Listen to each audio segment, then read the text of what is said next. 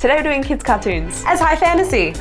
Cat's back! Yay! Woo! A few people in our Discord community and our YouTube comments actually suggested doing Bluey, which is a really fun Australian kids cartoon that I am the biggest fan of. It's kind of a rite of passage if you work in the animation industry that you work on Bluey, because it's like the biggest Australian. I didn't know that. All of my university teachers worked on Bluey at some point. That's so cool! Yeah, so I really want to do Bluey today, and I think one of the most well-known canine-esque fantasy creature is Cerberus from Greek mythology. So I'm going to be drawing Bluey as Cerberus today. I had like a brain explosion of what does my daughter watch on TV? And Alicia's like, what about My Little Pony? You've got the hair for I've addressed appropriately today. So I think I shall lean into Rainbow Dash. Rainbow Dash is like, I kind of think of her as like a weather horse, I suppose. She's got the rainbow, she's got the cloud like cutie mark. So I thought maybe I'll lean into like a weather elemental version of her. Sounds good. Yeah. Let's get started. Yay.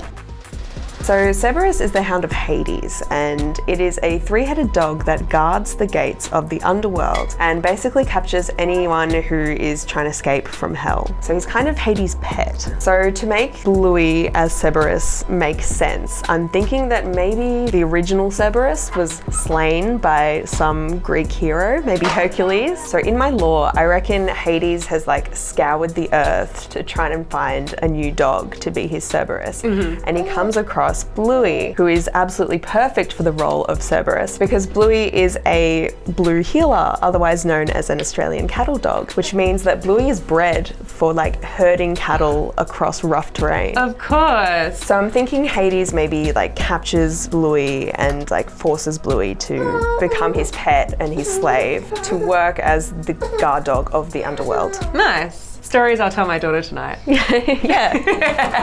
So I didn't go hardcore lore on my thought process like you did, but I'm kind of imagining Rainbow Dash is like appeared or like created by the storm. Like, so does she like control the weather? I don't know. I don't want her to control the weather so much for some reason. Like I want her to feel like maybe that she's like one with it. She's not mindless, but like she's a force. Yeah. Rather than like making decisions to control the weather per se. So one thing that you'll notice about both of the kids cartoons that we've chosen today is that the style is very simplified and blocky. And they've taken like regular real life animals like horses and dogs, and they've sort of transformed them into these like blocky, circular, like stumpy shape symbol type. Yeah, cartoons basically. And the reason that they do this is to make the animation so much easier. When you've got a TV series especially, there are really tight budgets and really tight deadlines that you have to stick to, especially because they make so many episodes. Yeah. So the simpler the character, the easier it is to animate, and therefore the quicker and cheaper that it is. So you'll notice like with Bluey, for example, the dogs are kind of just like rounded rectangles with like spaghetti arms and spaghetti legs. They're like loaves. Yeah, literally loaves. And then with My Little Pony, you'll notice that instead of having hooves, they've kind of just got these like stumpy little triangular sort of legs. They kind of look like flares. They do. Oh my God. They're wearing flares. So 70s. So yeah, I really like that you've added that little bit of flair. Literally flair.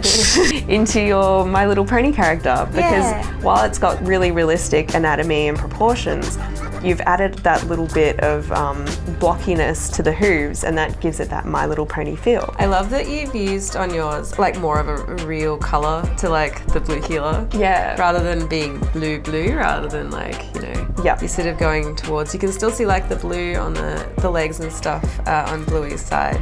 The light blue is that correct light blue, if that makes sense. Yeah. But like, yeah, that's that callback on yours, I think. It's really cool. So with Australian cattle dog, you can get two colours, blue heeler and a red heeler. And obviously Bluey is the blue one and Bingo is the red heeler. So in Bluey, they really oversaturate the colours because it's a kid's cartoon, right? Yeah. They want it to be colourful and fun. But in reality, the blue colour of a blue heeler is more of like a salt and pepper, like grey. Yeah.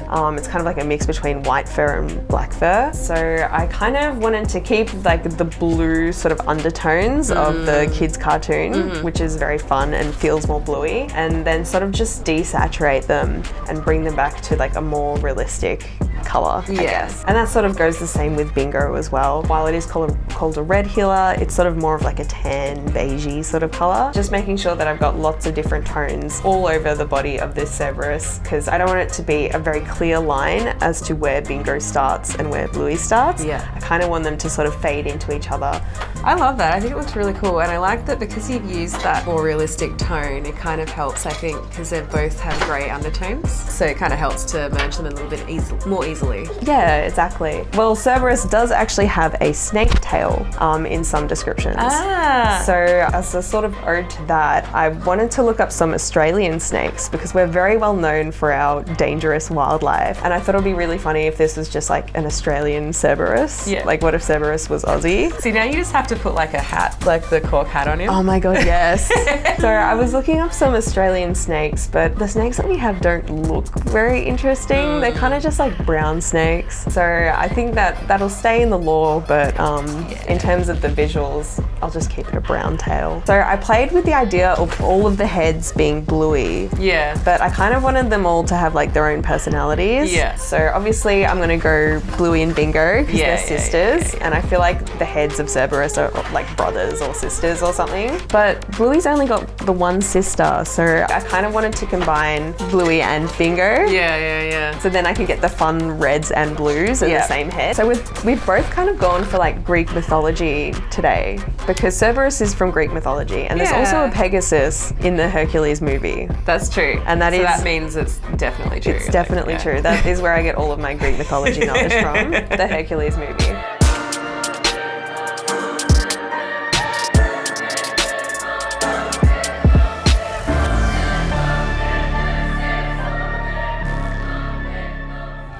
If you want to turn your favourite kids' cartoons into epic fantasy art at home, then consider getting Jazz's Ultimate Digital Brush Pack. It is a collection of 83 super high quality brushes that Jazza and myself have developed in the studio. We use them every day here at Insert Art, including in the artworks that you've seen today. I've had lots of fun using the clouds brush for me today. We've got heaps of elements brushes that are perfect if you want to make your own rainbow dash. We've got clouds, we've got rain, we've got fog and smoke, we've got fire and flames, everything that you need, all the elements. You can all create element horses. I've been having fun with the construction pencil as well. It's become my like go-to line work brush. Whether you're a beginner artist or a professional artist, be sure to check out those digital brushes. The link is in the description below. I feel like it's pretty obvious to have a Pegasus like floating around in the sky. Like obviously they're going to be flying because they got the wings, they got to use them. Why would you not? Yeah. And especially because it's Rainbow Dash and she's like this weather spirit.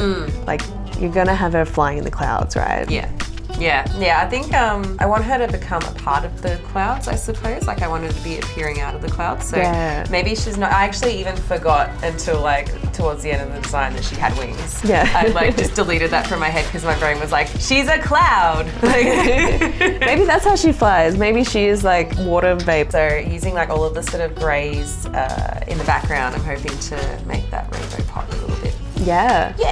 It kind of reminds me of those horses that are in Lord of the Rings, the ones that are made of water that Arwen sort of summons. It's kind of reminding me of that.